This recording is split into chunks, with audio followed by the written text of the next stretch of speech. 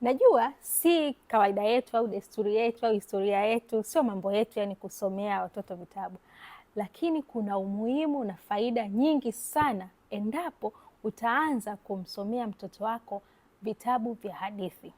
Na leo nitazungumzia nini kinatokea kwenye ubongo pindi unapomsomea mtoto wako vitabu. Lakini kuna faida nyingi sana endapo utamsomea mtoto. Hii humsaidia mtoto kwanza kujenga lugha, na pia inamsaidia mtoto kupata namna ambavyo atakavyosoma. Nina mfano mzuri sana. Nina mzazi mmoja, yeye nilikutana naye akiwa mtoto wake akiwa na miaka 3 kuelekea 4.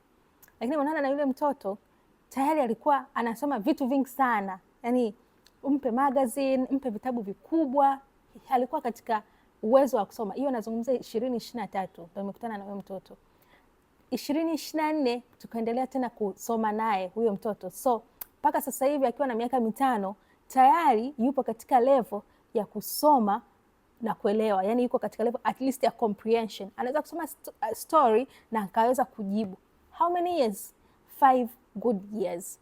Kwa hiyo nikamwambia unafanya, of course unaweza kusema kwamba ni genius. Yes, maybe he is genius, lakini pia mama yake alifanya effort ya kumsomea yule mtoto akiwa bado mdogo.